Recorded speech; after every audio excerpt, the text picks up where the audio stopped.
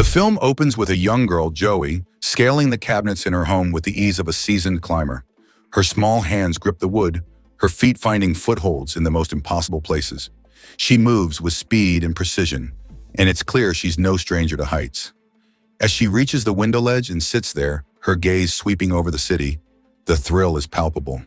Her home is perched atop the tallest building. Fast forward 20 years. Joey jolts awake, the rush of the morning already upon her. She's late for work, racing around her apartment as time slips away. Just as she's about to leave, her phone rings. It's Michael, her younger brother. He needs a favor as he's stranded at the embassy and can't get home without help. Despite the clock ticking, Joey sighs and agrees, deciding to go help him out. When she arrives at the embassy, the surprise hits her. Michael's been living in Africa for the last 15 years and is only now returning to London. The day drags on, and Joey offers to take Michael to her office. Just as they're about to head out, disaster strikes as Joey's motorbike breaks down. With no other option, they're left running through the busy streets to catch a bus. 30 minutes later, Joey arrives at her office, the glass doors of the skyscraper looming in front of her. She turns to Michael, asking him to wait in the lobby while she handles her work. But as she steps inside, it becomes clear that Joey doesn't work in a typical office. She's a window cleaner, high up in the clouds, risking life and limb to make the glass sparkle. Inside the elevator, Joey meets a colleague, her belly round and heavy with pregnancy. Joey, ever curious, asks why she's not on maternity leave yet. With a tired smile, her colleague explains that her boss won't allow it until next week. When the elevator doors open, Joey heads straight to her workstation. She grabs her tools, securing her harness with the kind of precision only years of experience can bring. Hanging from the side of the skyscraper, she's showing no fear, just focus. The wind howls, but Joey's steady hands never waver as she gets to work. While Joey works, Michael is stuck in the lobby, boredom creeping in. He glances around, then makes a quick decision. He's going upstairs to explore. Meanwhile, the building's owners, two brothers, are surrounded by cameras as the media buzz around them. In just a few hours, they'll host a massive event to celebrate their success. Back to Joey, she's still focused on her work, scrubbing windows high above the city. She's not alone for long. A male colleague joins her, and they exchange a few words about the upcoming event. Moments later, Joey quickly cuts the small talk. Time's ticking, and they need to finish before the party begins. In the end, she orders her colleague to split up and cover more ground. Hours slip by, the sky darkens, and Joey's still at it, her focus unbroken. But then, to her surprise, Michael appears on the upper floor, out of breath and looking sheepish. Joey's heart skips. This is not where he's supposed to be. She tells him to go back downstairs immediately, but Michael's had enough of waiting. He argues, insisting he's done with the lobby. Joey's frustration flares. She snaps at him, warning that if anyone sees him here, she could lose her job. The weight of her words hits him. Reluctantly, Michael backs down, muttering as he turns to leave. Moments later, Joey's phone buzzes. It's the operator, urgently reminding her to finish up. The event's about to kick off, and time's running out. To speed things up, the operator offers a gondola to help her finish the windows faster. Inside the building, the party is in full swing. Guests have arrived, including the family of the building's owners. Jeffrey, the elder brother, looks sharp in his best suit, while his younger brother, Gerald, is distracted by plans to meet up with his partner. But then, a strange group enters. They're masked and move with purpose, easily slipping past security as there's no resistance. Back outside, Joey calls the operator, signaling that she's done and ready to come down. But she's also worried about Michael, still roaming the building and likely stirring up trouble. Just as the operator begins to lower the gondola, chaos erupts. The masked group opens fire, gunning down all the operators in cold blood. After the massacre, two of the masked figures spring into action, hijacking the CCTV, cutting the electricity, and taking control of the building's digital systems. Meanwhile, Joey is trapped in the gondola, still suspended high above the ground. She dials the operator repeatedly, but there's no answer. Her calls are met with silence. The operator is already dead. Inside, the atmosphere shifts dramatically. Jeffrey, ready to kick off the event with his speech, is interrupted when the masked group storms in. Without warning, they toss tear gas into the air, sending everyone into a frantic struggle for breath. Unexpectedly, the masked group quickly handing out breathing masks to Jeffrey and his VIP guests before binding them and forcing them to sit on the entertainment stage. Then the leader of the masked group, Marcus, steps forward. Calm and collected, he reassures Jeffrey and the others, telling them not to panic. No one will be harmed as long as Jeffrey follows his instructions. But as he surveys the room, Marcus notices something is off. Gerald, Jeffrey's younger brother, is nowhere to be found. His eyes narrow as he turns to Jeffrey and demands to know where Gerald is. Reluctantly and with a heavy heart, Jeffrey reveals that Gerald is in room 572. On the other hand, Joey's pulse races as she realizes the gondola isn't budging, and the operator's silence speaks volumes. She's completely stranded. Panic sets in, but she forces herself to act. She starts banging on the window, desperate to attract attention. Meanwhile, Noah, Marcus's right-hand man, moves swiftly towards room 572, where Gerald has been knocked out by the tear gas. Gerald and his partner lie unconscious, and Noah doesn't waste a second. He slips a breathing mask over Gerald's face, then drags him to his feet, urging him to follow.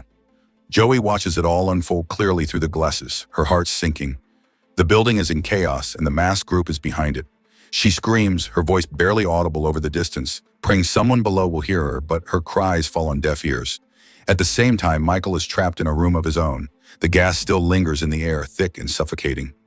He does his best to stay calm, but with every passing second, the fear of losing consciousness creeps in. Shortly after, Noah drags the unconscious Gerald towards the other hostages, throwing him into the group. Marcus, cold and commanding, orders Noah to start pressuring Jeffrey and Gerald for their wealth. It's clear that this isn't just a heist. The masked group's real target is Jeffrey and Gerald's fortune, specifically their Bitcoin holdings, stored on a flash drive. They want that drive, and they'll stop at nothing to get it. However, despite the beating, Jeffrey refuses to break. He stays silent, his resolve unwavering. Outside, Joey watches it all unfold through the window. Horror sinks in as this isn't just chaos, it's a robbery in progress. Determined, she rushes back to the gondola, desperate to find a way to get help. Inside, Marcus erupts in fury. He slams his fist into the table, glaring at Noah. He'd warned him as no one was supposed to die. This was supposed to be a clean job. But now, with Jeffrey's life hanging by a thread, Noah's mistake could ruin everything. Noah immediately apologizes and promising no more bloodshed. But his words feel hollow as the tension mounts. As Joey surveys the gondola, her eyes fall on a bottle of gasoline, tucked away carelessly. A spark of desperation ignites within her. Without hesitation, she pours the gasoline onto the window and sets it ablaze, creating a fiery emergency signal. The flames catch the attention of everyone below. Panic spreads quickly as the onlookers rush to report it, knowing the police will be on their way soon. In the operator room, Marcus's man curses under his breath, realizing what's happened. The window cleaner has drawn attention. Marcus reacts instantly, coldly ordering Noah to secure Joey before she can cause more trouble. Meanwhile, Gerald, desperate to escape, bolts for his room.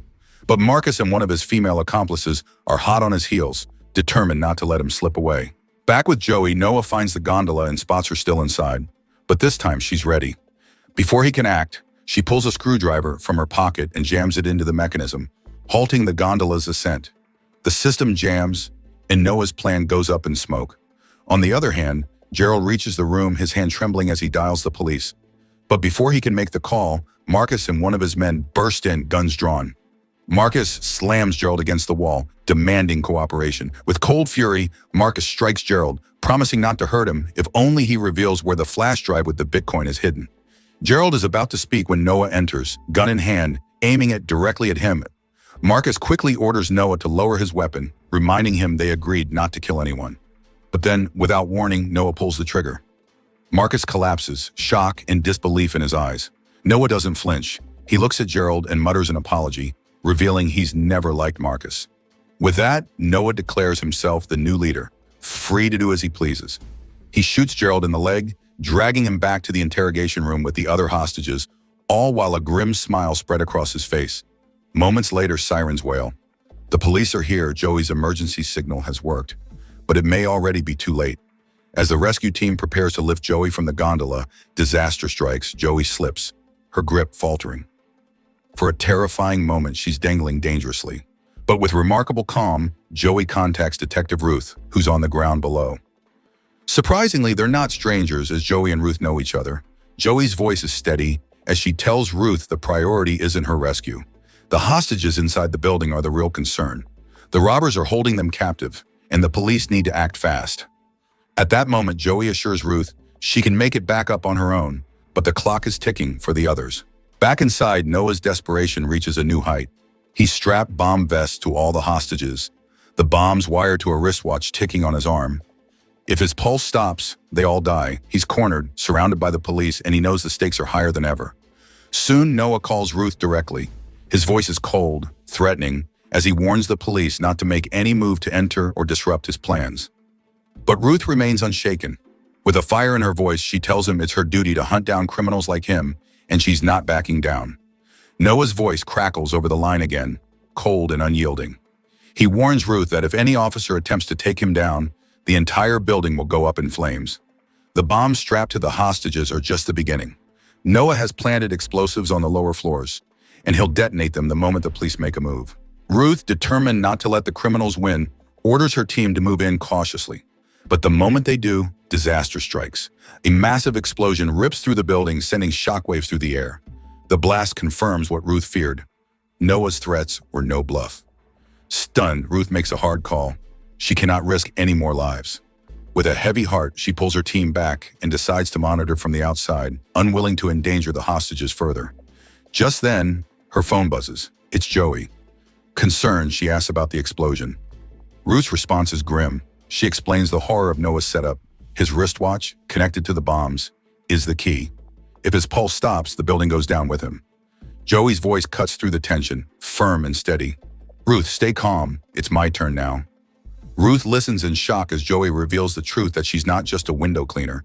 She's a former British Special Forces operative with skills far beyond the average civilian. She left the military for a quieter life, finding more purpose in her current job.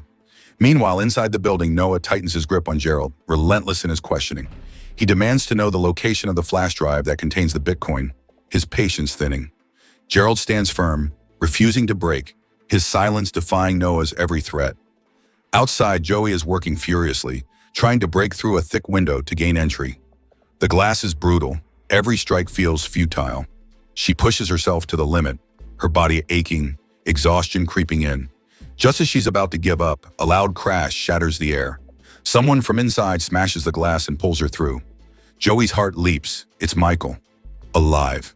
The relief floods over her, but there's no time to waste. Without a word, they race toward the operations room, determined to stop Noah before it's too late. Joey and Michael sprint through the building, but they're spotted by 3 of Noah's men. The chase intensifies, but Joey, thinking quickly, leads them into a warehouse, setting the perfect trap. With practiced efficiency, she takes down 2 of the men, but the last one corners her, gun aimed. For a split second, it looks like all is lost. But then Michael appears, triggering a powerful explosion. The blast sends Joey flying to safety, while the last man is thrown outside out of the fight. Joey and Michael push forward, reaching the operations room. They neutralize 2 more guards and gain control of the CCTV and digital systems. Joey finds the hidden flash drive, containing Jeffrey and Gerald's Bitcoin.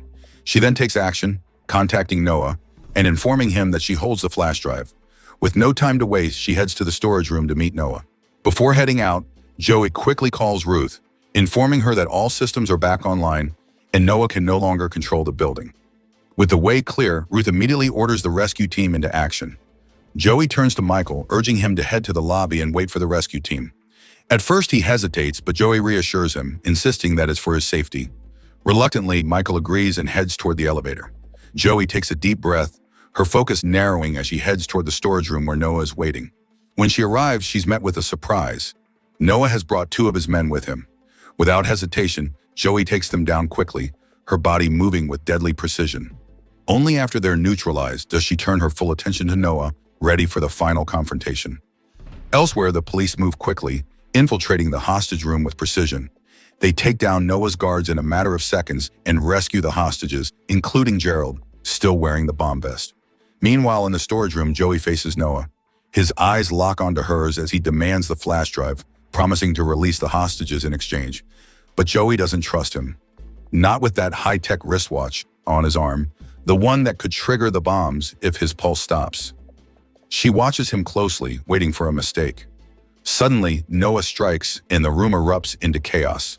A brutal hand-to-hand fight ensues, each of them using every ounce of strength to overpower the other. The battle drags on, neither willing to back down. Then, with a final move, Joey manages to get Noah hanging from the edge of the building's window. As he dangles, desperation in his eyes, Noah's voice cracks with rage. In a last-ditch attempt, he threatens to trigger the explosion, to take the entire building down with him.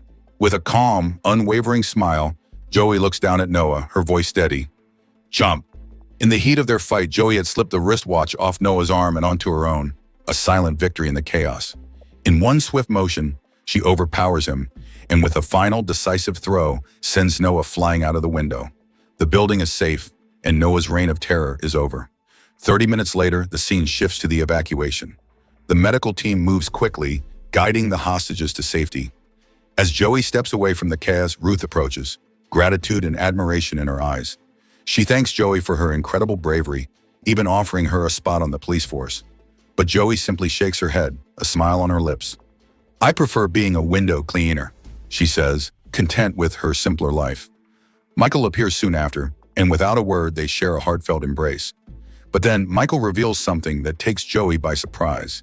He's still holding Gerald's flash drive, and he has no intention of giving it back. To his shock, Joey doesn't protest. Instead, she agrees with his decision. As they stand there, a knowing look passes between them. This is only the beginning. Together, they're about to become incredibly wealthy. And with that, the story comes to an end. So the moral of the story is, if your job involves cleaning windows 50 stories up, you might as well be ready to save the day and save the Bitcoin while you're at it. And if you're ever stuck on a gondola with a dangerous criminal, just remember, pocket a screwdriver and the day is yours.